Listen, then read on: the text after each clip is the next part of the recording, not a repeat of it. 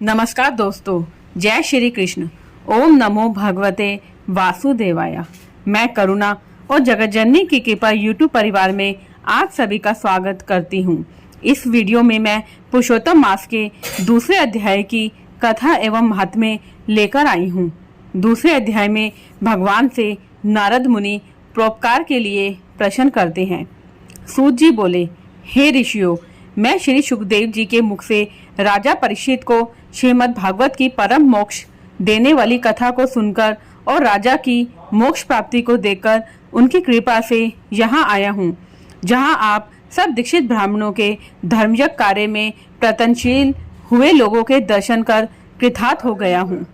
ऋषिगण बोले, हे सूत जी, आप हमें वेदव्यास जी के मुख से सुनी हुई अपूर्व कथा सुनाइए, जो सार का भी सार महाश्रेष्ठ तथा आत्मा को प्रसन्न करने वाली अमृत से भी उत्तम पुण्यदायिनी कथा है, उसका पान कराइए। सूत जी बोले, ऋषियों, मेरा अहोभाग्य है कि आपने मुझसे गुड़ अमृत कथा को पूछा है। अब मुझे जो ज्ञान है उसके अनुसार जैसा व्यास जी के मुख से सुना है वह सब सुनाता हूँ। एक समय नारद जी नर और नारायण के आश्रम पहुँचे। वहाँ बहुत से सिद्ध देवता और तपस्वी भी रहते थे। वहाँ बेर, रुद्राक्ष, आंवले, बिल्व, आम, आम्रतक, कपित, जम्बू, कंदम आदि अनेक प्रकार के वृक्ष लगे हुए थे। जहाँ विष्णु भगवान के चरणों से द्रवीभूत गंगा और अलकनंदा भी बह रही थी। वही महामुनि नारद जी लोक चिंतन करते हुए जा पहुँचे। परम ब्रह्म में मन लगाए और जितेंद्रिय नारद जी के संपूर्ण शरीर से प्रभा छिटक रही थी। तब नारद जी ने तपस्वी नारायण को साष्टांग प्रणाम कर स्तुति करते हुए कहा, हे देवाधिदेव, संसार के स्वामी, दया सिंधु, आप सत्यवती थे, त्रिसत्य हो, सत्य के 4 रूप हो और सत्य से उत्पन्न हो। हे सत्येन, आपको नमस्कार है। मैं आपकी शरण में आया हूँ। आपका यह तप संसार को शिक्षा देने वाला तथा मर्यादा को रखने वाला है। यदि आप तपस्या ना करें तो पुण्यात्मा और पापियों से व्याप्त यह पृथ्वी कलयुग में जैसे एक व्यक्ति के पाप करने से रसातल में चली जाती है, वैसे ही एक व्यक्ति के पुण्य करने से तर जाती है। यह आपका पुण्य प्रभाव ही है जिसके बल पर यह पृथ्वी टिकी हुई है। पहले सतयुग आदि में जैसे एक व्यक्ति पापाचरण करता था तो सभी व्यक्ति पापी हो जाते थे, परंतु कलयुग में केवल कर्ता ही पुण्य और पाप का भागी होता है। यह सब आपके तप का प्रभाव है। हे भगवान, कलयुग में सब प्राणियों के मन विषय भोगों में आसक्त हैं। अतः स्त्री पुत्र आदि के मोह में फंसे हुए प्राणियों का हित करने वाले और जिससे मेरा भी हित हो, ऐसा कोई उपाय मुझे बताइए, क्योंकि मैं आपके मुखारविंद से कुछ सुनने की इच्छा से ब्रह्मलोक से यहाँ आया हूँ। वेद भी बताते हैं कि भगवान विष्णु उपकार के प्रेमी हैं, इसलिए संसार के उपकार के लिए उस सारूप कथा को कहिए, जिसके सुनने मात्र से ही जीव निर्भय पद को प्राप्त हो। नारद जी के वचन सुनकर ऋषि नारायण मुस्कुराते हुए संसार को पवित्र करने वाली उत्तम कथा को कहने लगे।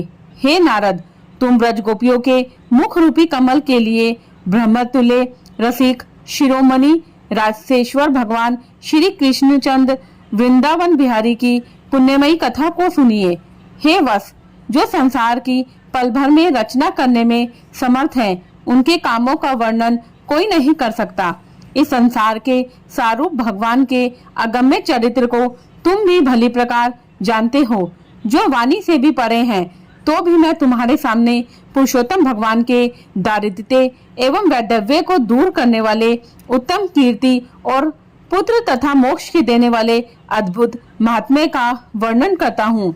नारद जी बोले, हे भगवान, यह पुरुषोत्तम मास के कौन से देवता है, उनका क्या महात्म्य है, यह सब मुझे विस्तार से बताइए।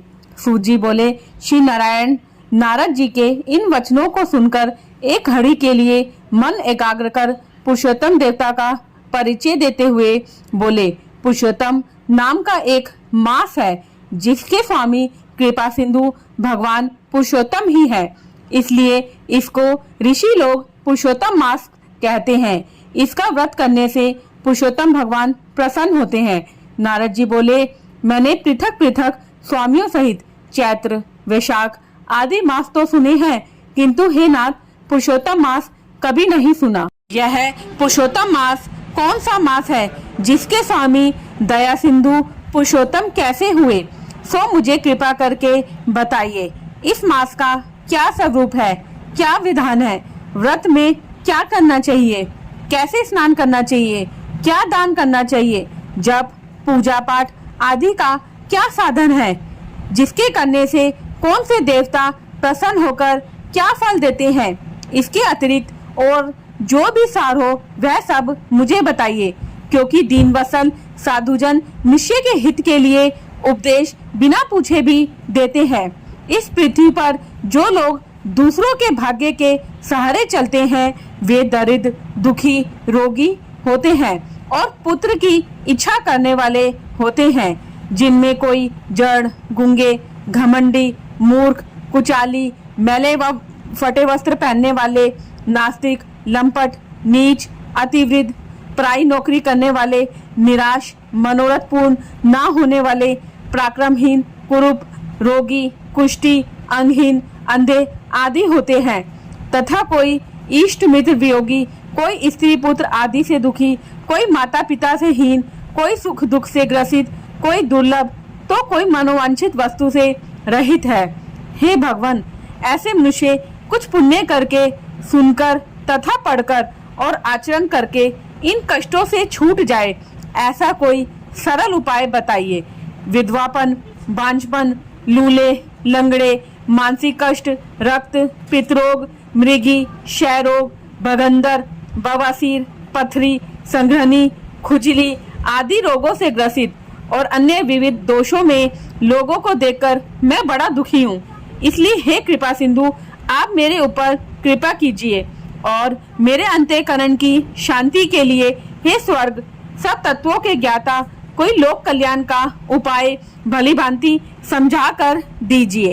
सूत जी बोले, नारद जी के संसार के हित करने वाले प्रश्नों को सुनकर देवादिदेव श्री नारायण चंद्रमा के समान शांति देने वाले मधुर शब्द कहते हुए बोले, इति श्री पुरुषोत्तम मास कथा द्वितीय अध्याय समाप्त। आपको मेरी यह वीडियो अच्छी लगी हो तो इसे लाइक व शेयर जरूर कीजिए। अभी तक यदि आपने मेरे चैनल को सब्सक्राइब नहीं किया है तो कृपया मेरे चैनल को सब्सक्राइब कीजिए। हिंदू धर्म, संस्कृति, तीज त्योहार तथा रीति रिवाज इत्यादि जानने के लिए मेरे साथ बने रहिए। जय माँ दुर्गा, जय माँ काली, जगत जननी की कृपा आप सभी पर बरसती रहे।